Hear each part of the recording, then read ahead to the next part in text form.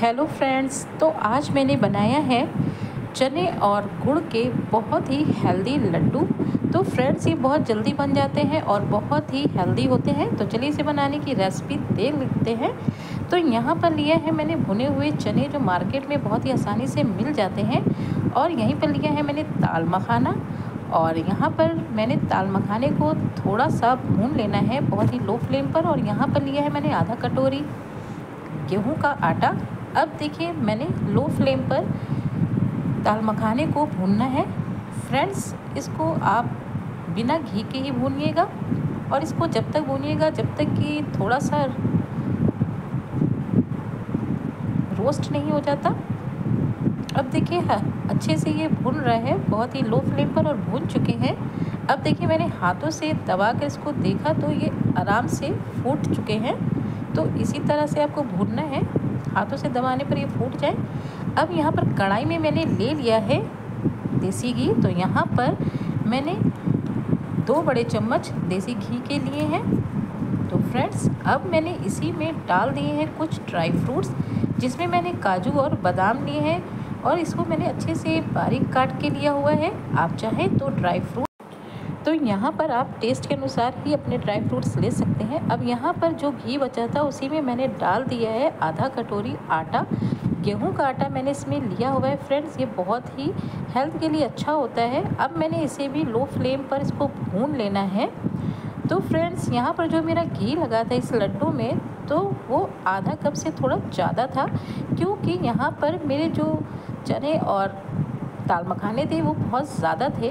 तो इसलिए यहाँ पर मैंने देसी घी इसलिए यूज़ किया है, क्योंकि यहाँ पर ये बहुत ही हेल्दी वाले लड्डू बन रहे हैं। आप चाहें तो, अगर यहाँ पर देसी घी नहीं है तो आप दूसरा घी जो आप इस्तेमाल करते हैं उसे भी यूज़ कर सकते हैं। अब देखिए, यहाँ पर थोड़ा थोड़ा घी डाल के मैंने आटे को जब तक लो फ्लेम पर भूना है, जब तक कि अच्छे से भून नहीं जाती, इसकी स्मेल बिल्कुल ख़त्म नहीं हो जाती और इसका कलर चेंज नहीं हो जाता। अब देखिए, जिस तरह से ये भूनते जा रहे हैं तो उनका कलर भी चेंज हो चुका है, ये भून चुके हैं। अब यहाँ पर जो मैंने दाल मखाने लिए थे उसको ग्राइंड कर लेना है। बहुत ही दरदरा सा मैंने इसे ग्राइंड किया हुआ है, और चने को भी मैंने अच्छे से दरदरा सा ग्राइंड कर लिया है। फ्रेंड, बिल्कुल महीन बारीक नहीं पीसना है। अब देखिए, यहाँ पर कढ़ाई में मैंने 2 चम्मच ले लिए हैं देसी घी के, और इसी में ऐड कर लिया है मैंने चने का पाउडर। अब इसे भी अच्छे से भूनना है। फ्रेंड, ये इसे ज़्यादा भूनना नहीं है, लो फ्लेम पर ही मैंने सबको भुना हुआ है। और क्योंकि पहले से ही भुने होते हैं, बस इसका थोड़ा सा कलर चेंज हो जाए और इसमें हल्की सी खुशबू आ जाए, बस इतना ही भूनना है। तो मैंने इसे लगातार भूना है, और इसके लम्स जो थे मैंने चम्मच से दबा दबा के इसके पूरे ख़त्म कर दिए हैं। अब देखिए, ये भून चुका है और इसका कलर चेंज हो चुका है। फ्रेंड्स, देखिए कितना अच्छा कलर आया है, बिल्कुल गोल्डन कलर जैसा मुझे चाहिए था लड्डू के लिए, वैसा ही ये भुना हुआ है। फ्रेंड्स, तो अब देखिए, यहाँ पर घी भी बिल्कुल चने के साथ मिक्स हो चुका है, और इसे मैंने लगातार थोड़ा सा और भूना है।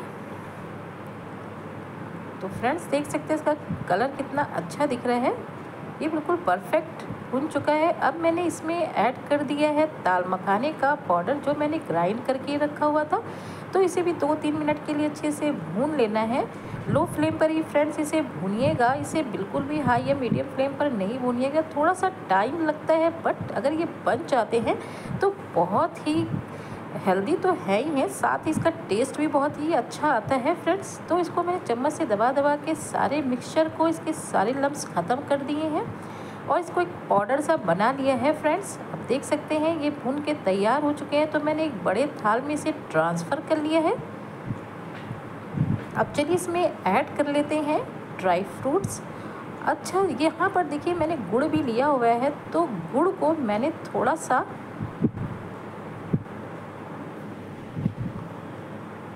अब यहाँ पर लिया है मैंने ड्राई फ्रूट्स, और ड्राई फ्रूट इसमें मैंने डाल दिए हैं सारे पाउडर में, और यहीं पर डाल दिया है सफ़ेद वाला तिल। तो फ्रेंड्स, अगर आपके पास खरबूजे और तरबूज के बीज हो तो वो भी आप इसमें ऐड कर सकते हैं।